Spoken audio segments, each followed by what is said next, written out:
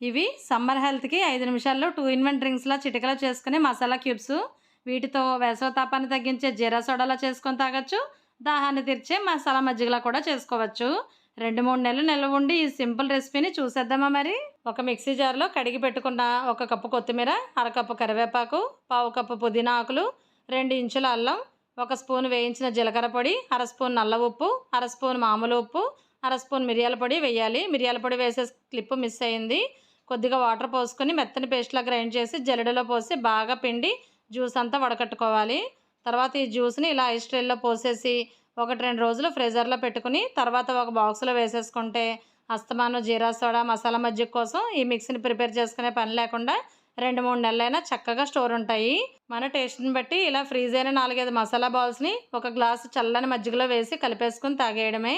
Soda కోసం ఒక గ్లాసులో 4, 5 మసాలా బాల్స్‌ని వేసి కొద్దిగా సాల్టు, కొద్దిగా నిమ్మరసం, సోడా వేసుకొని సోడాలా తాగొచ్చు. అదే స్వీట్ సోడా ఇష్టపడే వాళ్ళైతే 4, 5 బాల్స్‌తో పాటు ఒక చెంచా పటిక బెల్లం పొడిని, కొద్దిగా నిమ్మరసం, సోడాని పోసి కలిపేసుకొని సమ్మర్ తాపాన్ని తగ్గించుకునేలా ఇన్ని రకాలుగా చేసుకొని ఎంజాయ్ చేయొచ్చు. నా ఐడియా మీకు కూడా నచ్చిందా? అయితే తప్పకుండా లైక్ చేసి కామెంట్ పెట్టండి. ఈ ఐస్ ట్రేస్ లింక్ కావాలి అంటే స్క్రీన్ పైన ఇస్తాను. కావాల్సిన వాళ్ళు ఆర్డర్ చేసుకోండి.